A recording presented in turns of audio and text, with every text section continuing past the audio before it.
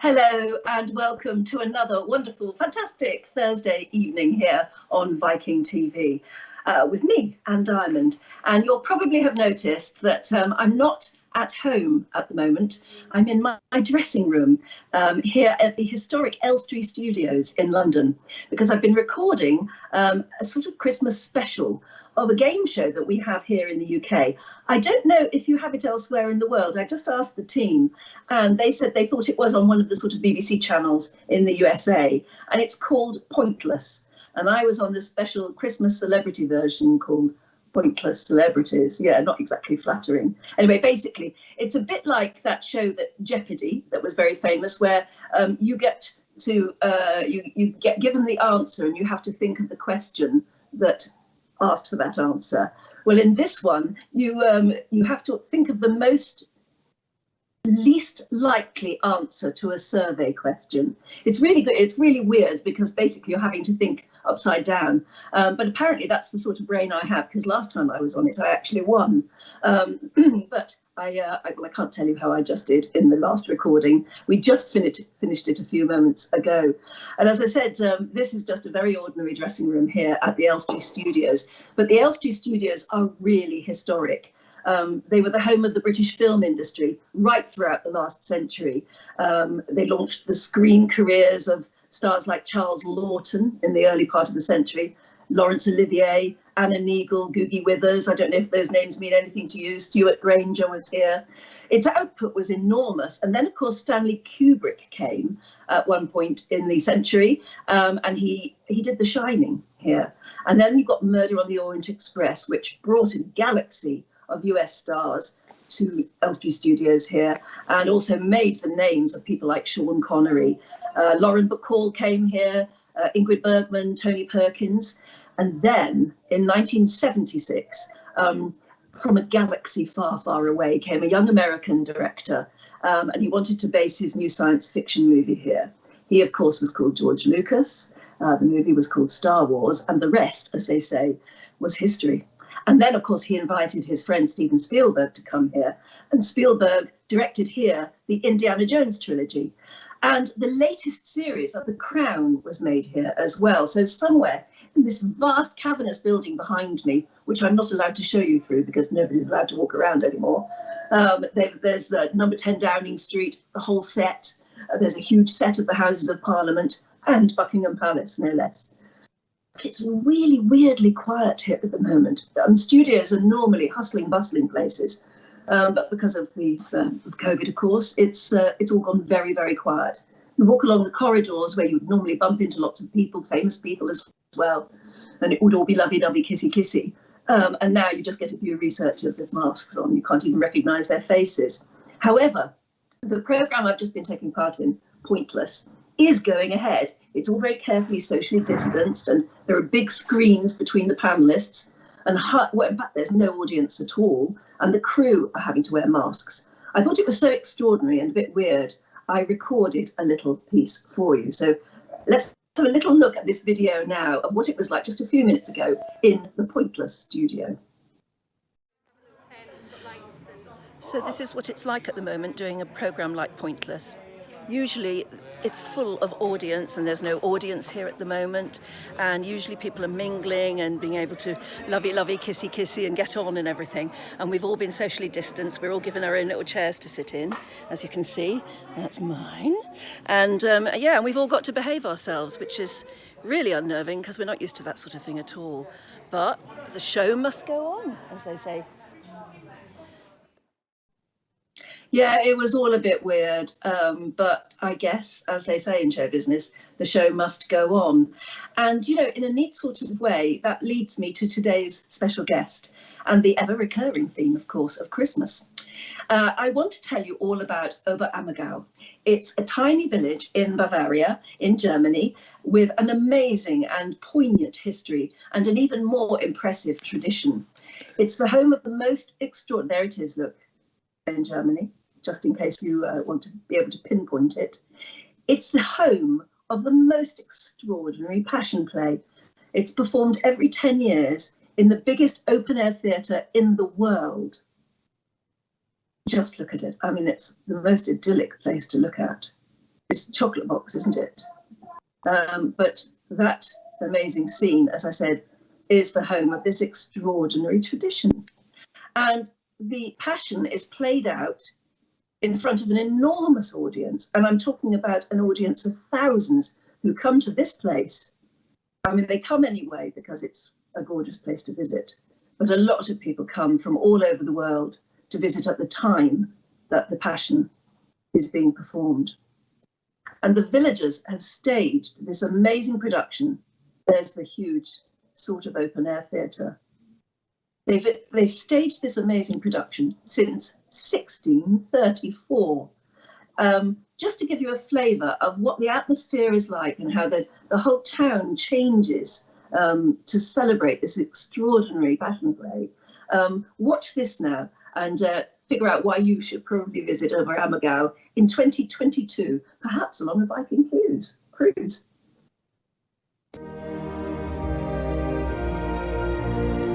In the Bavarian Alps, not far from the Zugspitze, about an hour south of Munich, lies a picturesque village that seems as quiet and peaceful as any other village in the area. But this changes every 10 years, and the world comes to visit. Here, the most famous Passion play in the world is performed in Oberammergau. Alle seien gegrüßt, die mit uns folgen dem Erlöser. Der kam zu heilen, was verwundet, zu retten, was verloren war.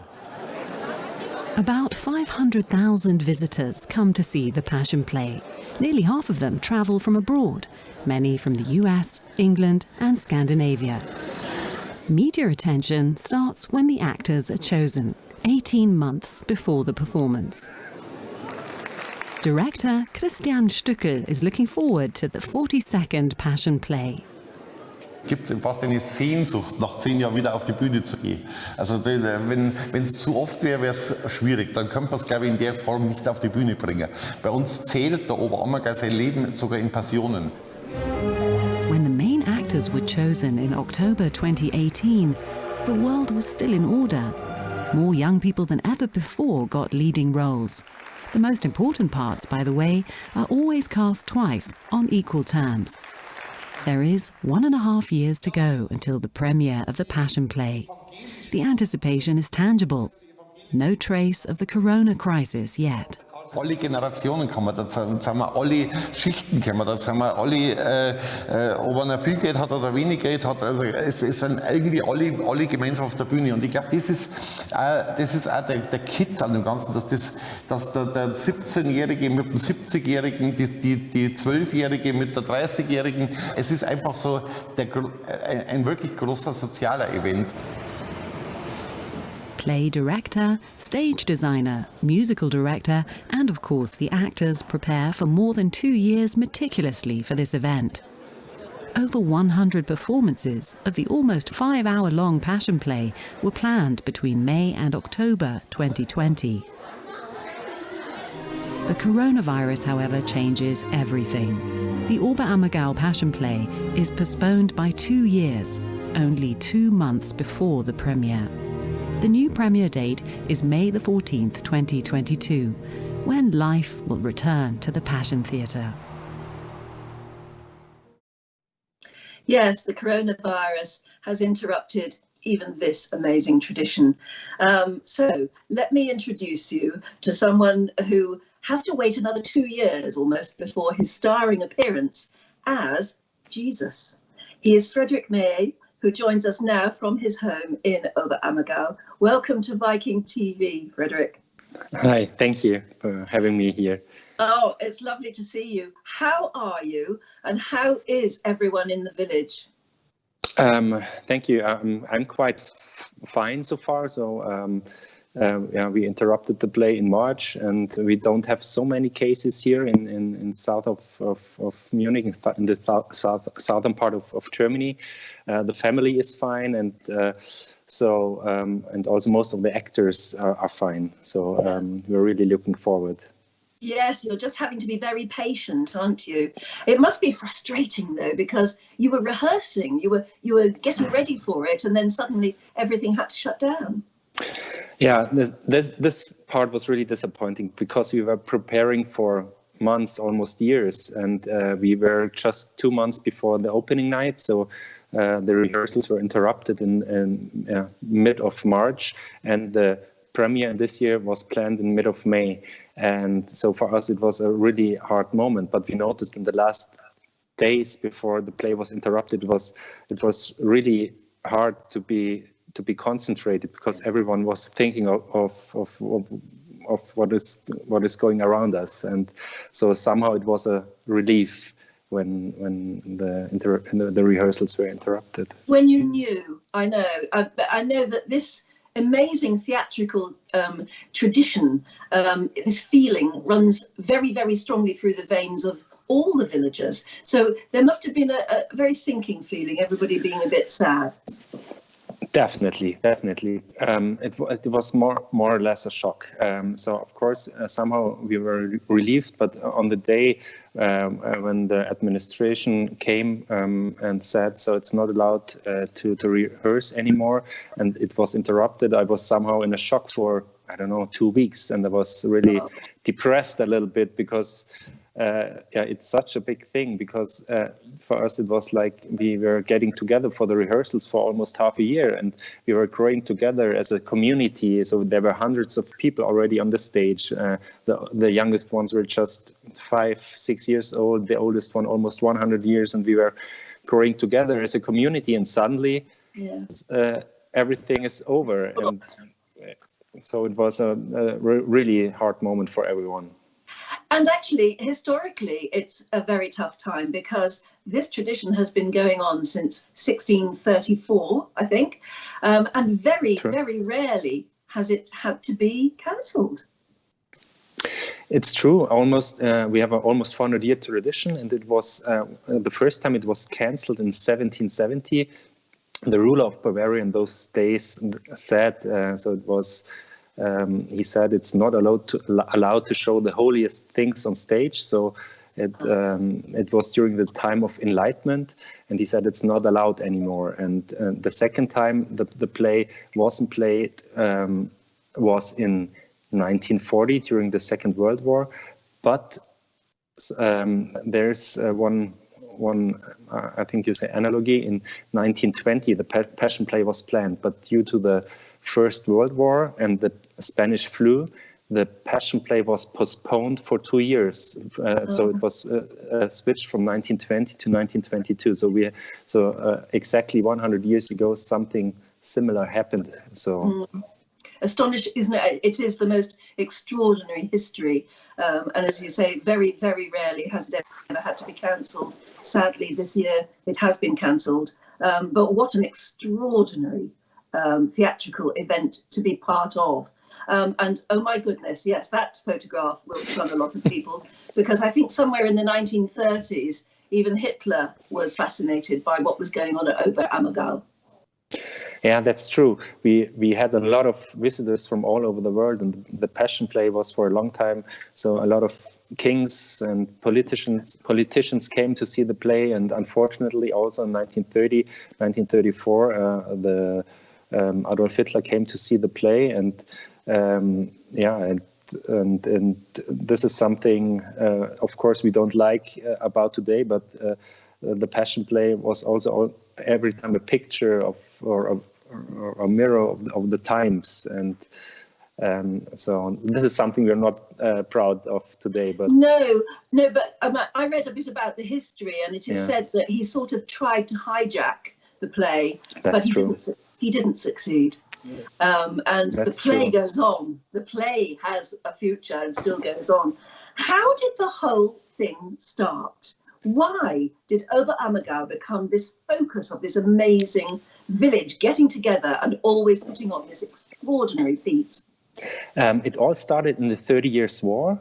So in 1632, the Black Plague was in the region for a long time. The Black Plague didn't come to the village, but because the villagers of Oberammergau, they made fires around the village, and they didn't let anyone from outside into the village. But there was one man, Kaspar Schissler. He was working in a neighbor village. He was from Oberammergau, and he wanted to see his family. So he sneaked into the village, And so the chronicle says within a few days, so a quarter of the population of Oberammergau died. And of course, on those days, no one knew what was happening. Yeah. And the villagers thought it's a punishment by God.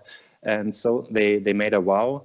If God takes this disease away, they will play the last days of Jesus Christ every 10 years. And the chronicle says that from this day, no one died anymore. My goodness. And it was so it was a deal with God. Somehow it was a deal with God, yeah, it's true.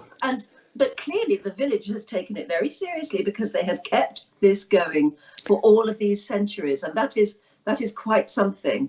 We have better pictures of a much more recent Chancellor of Germany who came to visit. Is this you as Jesus there? Yeah, this is me 10 years ago. So it's 2010. It was the first time I played Jesus, and Chancellor Merkel came to see the play, and this was a really exciting moment. Yeah, and here typically. Yes. Oh, that's lovely. And she came into your dressing room. Yeah, that was really funny, because usually she used to see the national soccer team in Germany, and it was really nice. So she came and we talked a little bit, and there's a break during the Passion play, and we had lunch together, and it was really nice talking to her, and yeah, it was a really nice time. Who else comes? I know that people come from all over the world, don't they? Yeah, that's true. So every 10 years we have a lot of visitors. So in the last Passion play, for example, the Princess of Thailand came to see the play. It was also the President of Germany came to see the play. Of course, a lot of religious leaders, for example, the Cardinal of New York came to see the play, and the Cardinal of Los Angeles. And so we have a lot of visitors from all over the world, and that also started 150 years ago. For example, in 1910, the Henry Ford came to see the play. Yes, and Victoria of Sweden, she came to see the play. The Queen of Spain, and so so we had a lot of famous visitors, and this all started with a English person, Thomas Cook, the inventor of tourism. Yeah. He came to see the play in 1880, and he was so moved by the play, and he said, he will bring a lot of visitors in 1890. And so he started, like today you would say, a small marketing campaign, and he brought members of the royal family of the English to Oberammergau, and in those days it became more and more famous. And Thomas Cook, he did a lot for Oberammergau. He did, and Viking will now as well, because we already have lots of people who are watching at the moment who've been in touch saying that, Martha says our group trip was cancelled this year, but we're looking forward to 2022. And another Teresa from Pittsburgh, hi Teresa, says we have our Viking reservation and we're excited to see you in 2022. Lots of people saying, Lani from Sacramento says, I saw you in 2010, I think she means, and I will in 2022. Fantastic. She says, how can you possibly stand to hang on the cross for so long? I also cried during the feet washing. It was most touching. How do the choristers have their hands at the same length when they are different heights? We'll go into that later. Another Charlie says, I really am looking forward with my wife to May 2022 performance with Viking Cruises. So lots of people are already looking forward to seeing you through Viking. It's good to hear. We'll go into all of how you play the part you are going to play.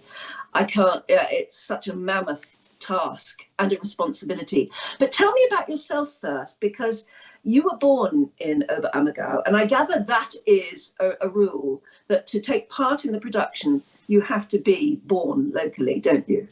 Yeah, and there are certain rules about the Passion play. Yeah, one you mentioned, it's that you have to be born in Oberammergau, or at least that you live here for 20 years. So then you're allowed to take part in the Passion play. And so that is something. So it's not that we bring in professional actors, it's always the community that is on stage. And so the same is it with the choir and the singers. So they're over around about 2,300 participants in the play, and they're all from the village. So almost half of the inhabitants of Oberammergau are participating in the play. So there are around about 1,800 grown-ups and another 550 children participating, and that's really special. It must be a bit like being part of a fairy tale, because the place comes alive every 10 years. I mean, I know it's alive the rest of the time, but suddenly there must be this injection of enthusiasm. Of course, and we are really proud of this tradition, and this is something I think every generation wants to keep alive. And for me, it's very special because in this year, my two kids would have participated the first time, and you bring it on to the next generation, and that is something I really like about the Passion Play. It brings the community together. Well, I think we have a picture of you. There you are as Jesus, but the little boy standing next to you is your own son, isn't he? Yeah, it's true. It's Vincent, yeah. And he was really, it's so nice to see when we took the picture, he was still in kindergarten. And so there's another rule about the Passion Play. So in the year, on Ash Wednesday, in the year before the Passion Play, everyone has to let the hair grow, and the men also the beard. So, and you can see all the kids also have long hair. And yes. in the kindergarten, then you... after half a year, you don't know, is it a boy or a girl in the kindergarten, and they're really also looking forward to the Passion Play, and that is something that's really nice to see. We've got some pictures from your 2010 production where again you were Jesus, weren't you? And if we just look at some of those photographs, it gives everybody watching right now the feeling of how big the production is, how many people take part in it, what a spectacular it is. But even looking at the stage there through the covered open air theatre, you can see the mountains behind, you know where you are, all of those people, and the costumes are absolutely exquisitely done. True, yeah. It looks extraordinary, the care and the love, and my goodness, it's extraordinary that the work that goes into creating what is an extraordinary theatrical event. And so many people, how many people are on stage at one time sometimes? In the biggest crowd scene, there are almost 1,000 persons on stage. So it's the biggest scene, and it's quite a large theater we have there. And it's in the scene Jesus before Pilate, when exactly in this scene. That's what a lot of people are already emailing in their questions about, playing Jesus and in this extraordinarily quite brutal passion, and you only have to look at it there. It's very hard to look at. It must be a real emotional experience, maybe a spiritual experience, to play that part. Yeah, this is something. Of course, we really work us into playing Jesus on stage. So, for example, half a year before we start the rehearsals, we went to Israel and visited all the holy sites, and we. Our local priests came with us, and we talked a lot about Jesus and what we are telling here in Oberammergau about the last days of Jesus Christ. And of course, it's being crucified is a very emotionally and physically very hard to play. And of course, after the Passion Play, it's a long day. You're almost 5.5 hours on stage, and so you have a lot of feelings. But I was really, every time after the play, I was very exhausted. I'll bet you were, exactly. And you can answer then the question that was put earlier: how do you stay up on that cross? Do you have to train for it? Do you have to be physically fit to be able to play the part of Jesus? Of course. Yes, of course. You have to be physically fit, definitely. But it's theater, and it's so how you're fixed on the cross. So it's it's theater, of course. There are no real nails. It's not easy, and so it's not a secret. But we have like a harness under, and then so you're put on the cross. But still, you have to take care because you're 20 minutes on the cross, and the first 10 minutes you play the suffering and the dying on the cross, and then you're another 10 minutes on the cross, and you have to play that you're dead and you're not allowed to move anymore, and you have to take, because it's really fast. Your fingers are getting numb, and you don't feel anything anymore, and so it was it's something you cannot really train, but we have, of course, the rehearsals. So we have half a year of rehearsals, and there, of course, we try to do it in a good way, and so that it looks somehow real, of course. Does it change you? I just think that the Passion is so upsetting, even if you're not religious. It's a very, very upsetting thing, and to watch the spectacle of how cruel man can be to man. Did you take it home at night? Do you dream about it? Does it affect you inside? And I don't know. Perhaps, of course, it does something with you when you played this role for half a year and hanging on the cross over 50 times, but it's so for me it was always also really important after the play that you get a little bit distance to the role, and that you after the play talk to your friends, and that you talk about other topics also, because so if you in the moment you try to be in the role and do the best, but it's also good for your mental health, I think, if you get a little bit distance after the play, and because it's it's a special role, and I really love to play it. Yes, and it's a very responsible role. I just wonder, being a father, did your children ask awkward questions, or were they distressed to see you suffering? I think that's something, because the oldest one, Vincent, he was participating also in the rehearsals. So, and of course they really grow into it, but he saw me in the cross, but never with the blood on it. So it's something they learn about, and they know it's theater, and that there are a lot of friends acting together, but I didn't show him the bloody moments. I know that it was wonderful to be asked to play the part of Jesus, but one of the other roles that you would quite have fancied was Judas, interestingly. Interesting, yes. Sometimes people ask why Judas, but definitely. So for me, I participated in, I was in a major role in 2000. I played the disciple John, and 10 years later, and I never thought of that I could ever play Jesus, because for me, I had too much respect of the role, and I thought, how can you play it? But Judas is a very interesting role, because it's psychology-wise, it's someone who is really between, and he's not. We always try to show that Judas is perhaps the best friend of Jesus, and they were really close. And at one point, he got disappointed, and he went into a different direction. And then you can see that he cannot live with the things he did. And so for me, it's a person. He thinks about what he did, and so I think that it's a really interesting role, and very interesting character. Always has been, I suppose.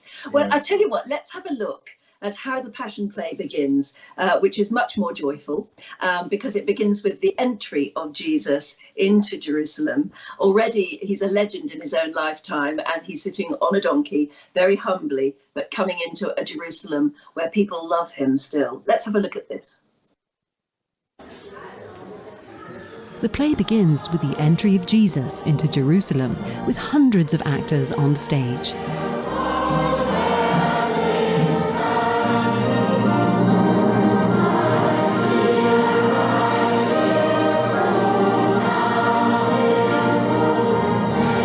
Jesus enters Jerusalem riding a donkey. Every child here knows the welcoming song by heart, and it is regarded as the anthem of Oberammergau. For most people in the village, the passion for the Passion Play begins with this scene. Being on stage is an experience passed on through generations. Also ich habe angefangen als Kind im Volk, so dann bei der 77er Reformpassion war ich das erste Mal im Chor, da war ich 16. Und dann im Chor zweimal, 80, 84, und dann war ich Magdalena und jetzt das dritte Mal Maria. Ich habe 90 angefangen im Volk und 2000 war ich im Orchester, habe Geige gespielt, 2010 die Magdalena und jetzt darf ich die Maria spielen.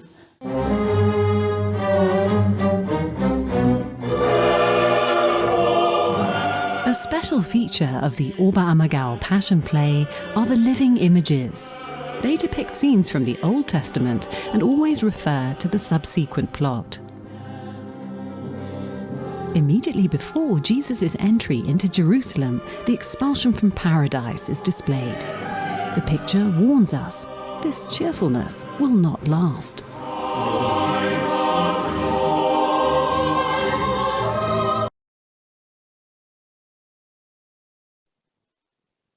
It's absolutely breathtaking, isn't it? We've already got so many people getting in touch, Frederik. Sue from Chesterfield in the United States says, I'm counting the days until we can experience the Passion Play in 2022. God willing, we will be there. Dorinda from New York says, how many performances do you play in a week and how many weeks does the play go on? So we start in mid of May and it ends in the beginning of October, and we have, I think it's 106 performances, and so we play 5 times a week. Only Monday and Wednesday we are not playing. Crumbs. Okay, Marilyn says, I've signed up for a Viking cruise for 2022 and this will be my 6th time seeing this wonderful Passion Play. 6 times, yeah. How will it be different this coming year, since I remember the Romans had presented differently over the years? That's interesting because over the many, many years, even centuries, the play has changed slightly and often according to the way we think differently in different eras, hasn't it? That's true. Sometimes people think it's the Passion Play is a medieval play and we play the same text and we have the same costumes we had 400 years ago. But the tradition about Oberammergau is that you always go and go with the time, and you think about the costumes, the set design, and especially the text. And but there's one tradition in Oberammergau that you when you work on the text, you of course you stick with the Gospels, and that you don't invent sentences of Jesus. But of course, you always also the theology changes, and in this year, we talked a lot about the poor and the rich, and that there are so many people in the world getting richer, and we talked about a lot about the social Jesus and what he wanted to change in the world. And but of course, the next years, the production 2022, we will have a new set design, we will have new costumes. So and of course, in most of the roles, we have new persons portraying the persons on stage. Now that's interesting because Mike from Harpenden in the United Kingdom says, what is the population of the village and how many people get actively involved, not just on stage, but front of house, back of house, selling tickets, accommodation? I presume so many people have different ways of becoming involved. Yeah, that's true. So Oberammergau, I think, I don't have it exactly, but I think we have 5,400 inhabitants here in Oberammergau. So there are 2,350 involved in the play, but of course others, they're not on stage, but some are in the fire department. So we have also fighters, we have the persons at the gates controlling the tickets, but also we have of course those who are working in the hotels or in the restaurants, and they're perhaps not participating on stage, but they're somehow involved in the play. Oh my goodness, yes. So every 10 years, everyone is really excited about somehow taking part in the Passion Play. Yes. Well, Faye in the United States says, can't wait for our Viking cruise in 2022 to see the play. Linda in the US says, my mother is from Munich and she always spoke lovingly of going to see the Passion play. Do you see interest in the production increasing, or is it waning? So in the last decades, we were always at the end. We were sold out, and somehow a little bit it changed. So I think in the 50s, 60s, and 70s, 2/3 of the visitors came from the US. Nowadays, I think it's 50% are coming from the German-speaking world, and the rest are from the UK, from Canada, North America, but also we have visitors from Australia, from New Zealand, from South Korea, even from South Africa. And so this is something we're of course really are proud of, that so many people are coming. And of course, for a long time we had the the Iron Curtain. So nowadays more and more people are also coming from the eastern part of Europe. For example, from Poland, people are coming to see the play, and because of course they couldn't see it 30 years ago. Listen to this, you'll love this. Elizabeth from Atlanta in the United States says, "Thank you for this wonderful interview and sharing about the Passion play. My husband and I were looking forward to attending earlier this year as part of a Viking cruise, and it's rescheduled now for 2022. It will be a celebration of my 50th birthday because my mother first felt me kick while she was pregnant with me during the play in 1970. What blessings, if any, have you seen through this delay?" Isn't that a remarkable That's a nice story. Elizabeth, that's incredible. But yes, there are blessings to be had, I suppose, in this delay. Yeah, cool. From Atlanta last year, we've been to Atlanta, and we talked about the Passion play in Atlanta. I really have good memories about Atlanta. Yeah. Okay, here's another one. People are loving this. I mean, what I think is extraordinary is that so many people from different parts of the world have come and have found it such an emotional experience. They have these memories. Robert from Marco Island in the United States says, "When my wife and I attended the play in 2010, I believe one actor who played Jesus was a psychiatrist and the other a Lufthansa pilot.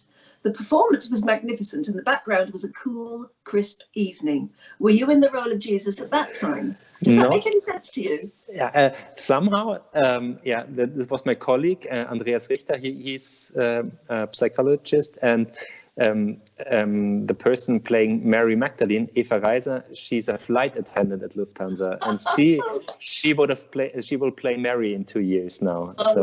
So I work in a theater in Munich, so I have a different. No, that's job. Lovely. Yeah, you come from all sorts of different backgrounds. Now, Lorraine in the United States asked an interesting question. She said, "I speak English.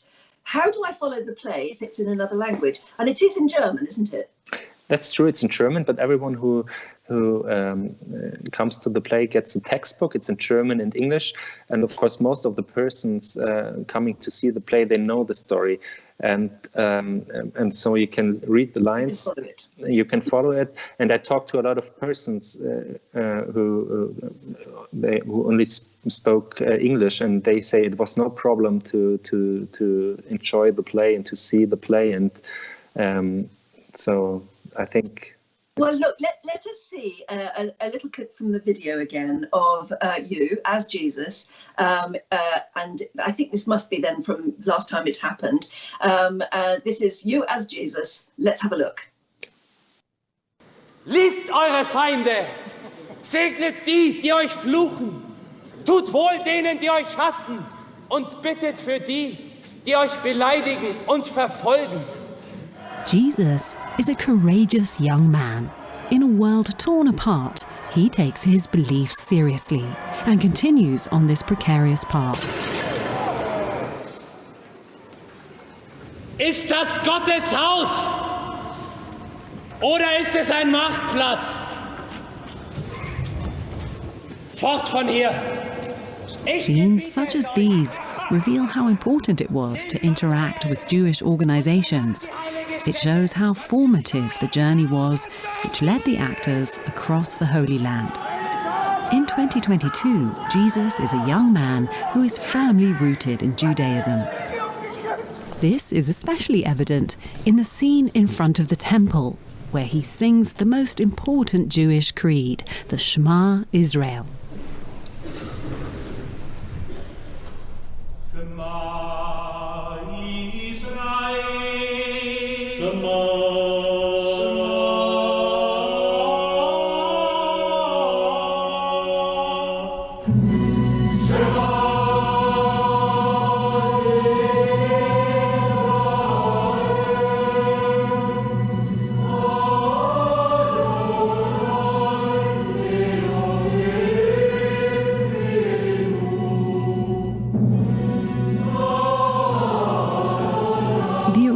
Musical version of the Passion Play has not been passed down. Since the 19th century, the music performed had been written by composer Rochus Stedler, but the Shema Israel was composed by the musical director Markus Zwink.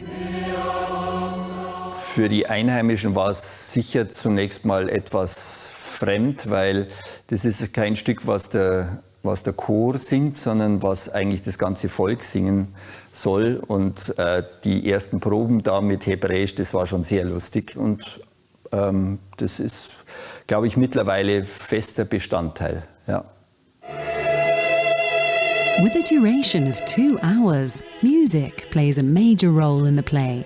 Markus Zwink and Christian Stückel abolished the rigid alternation between choir interlude and progression of the drama. The Passion Play is more dynamic, more lively, and thus closer to the audience. And a second innovation concerns the text as well as the music. Wir haben diesmal zum ersten Mal keinen Prologsprecher. Das ist eine große Veränderung. Der war sozusagen der moralische Zeigefinger auch bei dem Ganzen. Und der Christian Stückel hat gefunden, der Chor und die Solisten machen das ja in gewisser Weise auch. Und deswegen fällt der jetzt einfach weg, was für mich zur Folge hat, dass ich die ganzen Auftrittsmusiken anders konzipieren muss. This applies in particular to the living images. Passover indicates the looming sacrifice just before the Last Supper. Nehmt. Jesus and the apostles retreat to the Garden of Gethsemane to spend the night. Meanwhile, Judas secretly brings in the temple guards. The apostles feel safe, but Jesus keeps watch. He knows what lies ahead of him. Ja, Vater, dein Wille geschehe. The first part of the Passion Play ends with the arrest of Jesus, a moment of calm in the midst of the decision.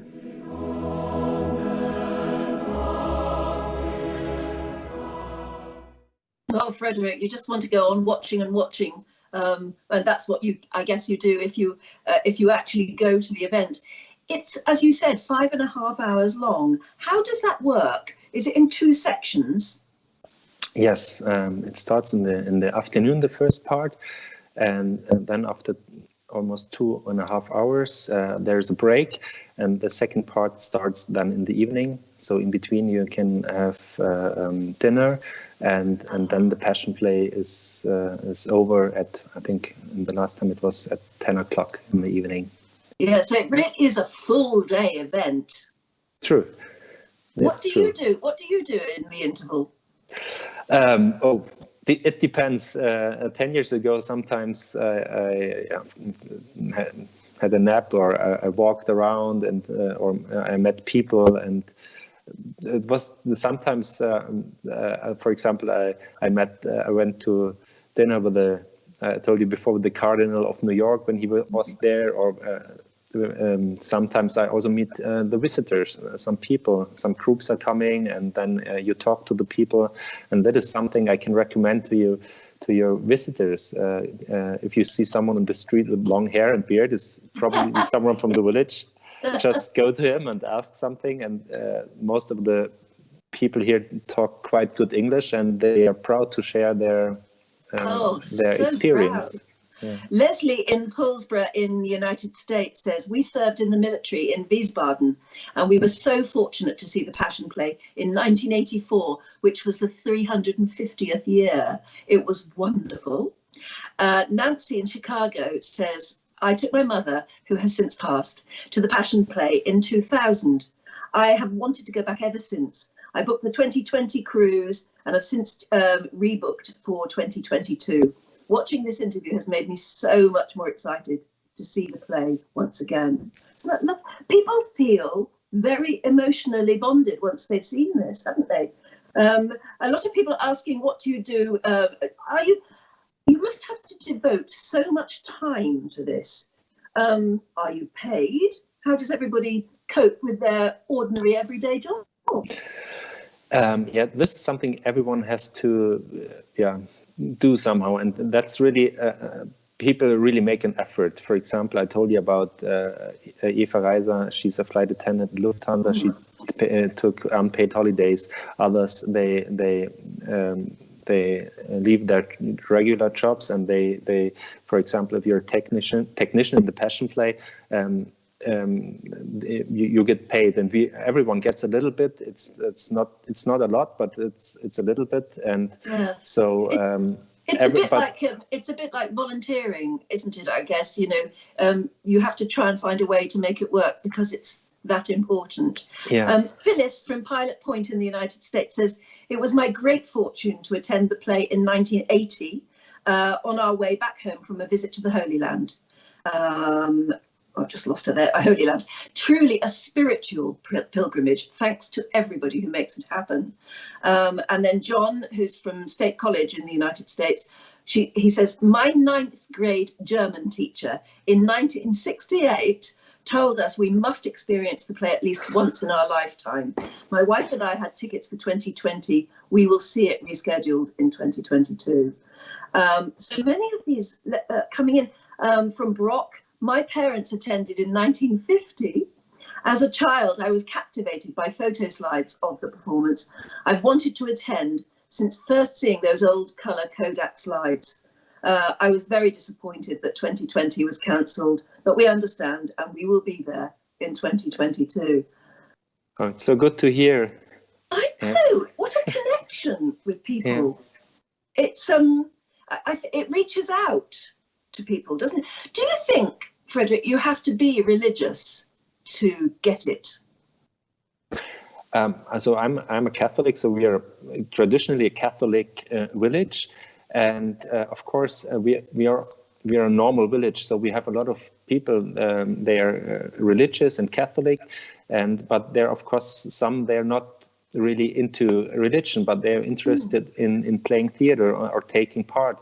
And since 10 years, for example, it's also allowed, and the rules are changed so that everyone who's born in Oberammergau or lives here in Oberammergau is allowed to take part. So we have now also the first Muslims taking part in the play, and they're also a part of the community. And I think that's also something that is important, because I think religion should be something that brings people together.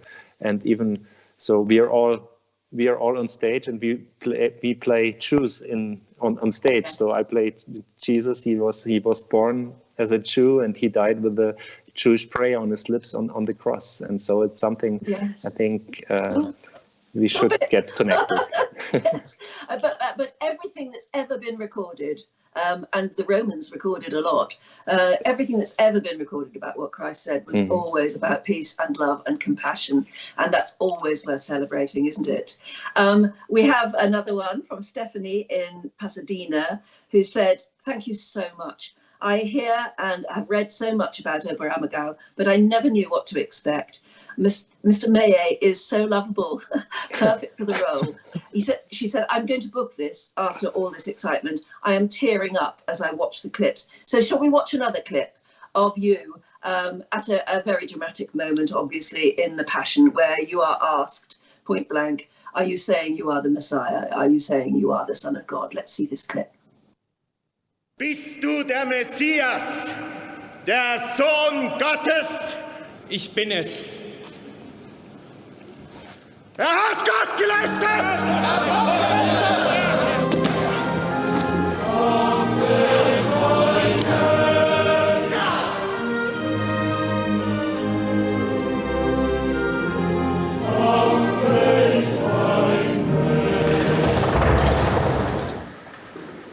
On stage, the mood is gloomy. Behind the scenes, the people of Oberammergau enjoy the community and interaction. It's an intense time that creates strong bonds, young and old, Christians and non-Christians.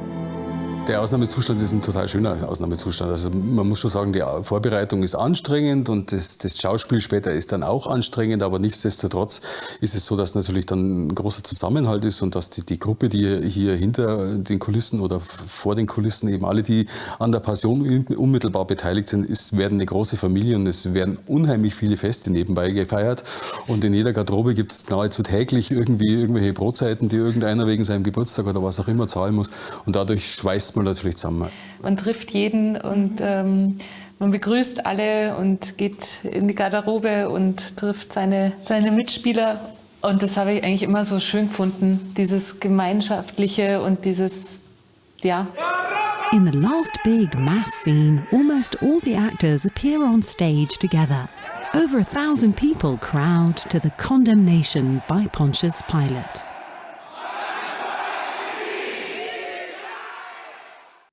My goodness, I find some of it very hard to look at, the terrible portrayal of suffering. I must say I'm very pleased that in that video we also saw you guys backstage, you know, being ordinary, letting off steam and laughing. And I guess, you know, that's theatre for you, isn't it? Yes, so this is, of course, for me, the social aspect is very good or nice about the play, that you come together as a community, as I said before, and that you get along together and that you have also a good time. But of course, on the other side, in my role, I also feel a lot of responsibility on my shoulders. Every day you go there on stage and you try to do it in your best way, because you know there are so many persons coming from all over the world to see the play, and yes. so every day you want to get into the role as good as you can, and to show the last days of Jesus Christ as good as you can. But now that's interesting, because we've just had another question from Roberta in Beaverton in the United States, who says, what is the proper etiquette for the audience? Is there clapping after a song or a dramatic scene, or does everybody wait till the end? Is it right to clap such a performance? What happens? That's a really good question, because usually in a theater or in a concert at the end, also the actors, they go on stage and they get their applause. But in Oberammergau, we don't go on stage. So it's only in the last play we go on stage, and then it's like the end of the season.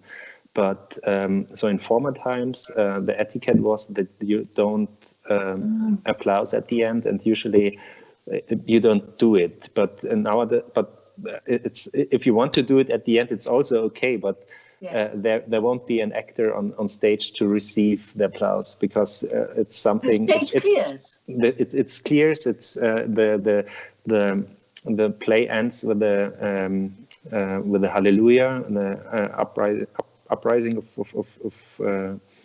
of Jesus. Oh, and then the stage empties, and then some people start to applause, and that's also okay. But yeah. I know, so in 30-40 years ago, no one did this, because it was well, like we said earlier, times change, and you know, conduct changes and tradition changes.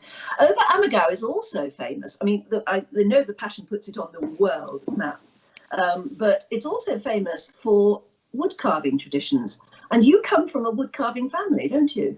Yeah, my great grandfather. He came to Oberammergau as a wood carver. He was a teacher in the local wood carving school, and so even my father is a wood carver. And so for decades we had and so here in Oberammergau you always see crosses and a lot of wood carving, and in wintertime the cribs.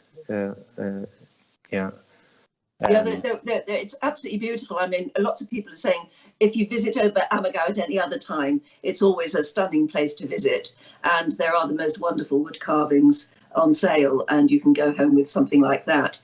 Teresa in the United States says the costumes are stunning as well. Do you wear them home daily, or are they kept on set? Are the actors responsible for the costumes? There must be an enormous wardrobe department. That's true. So we have, I think, thousands of costumes from the last decades. And so I heard 100 years ago, the cast took the costumes home and they washed it at home, but nowadays it's forbidden. So it's the costumes stay in the theater, and you're not allowed to of course wear them outside the theater. And so we have they wash it almost every day.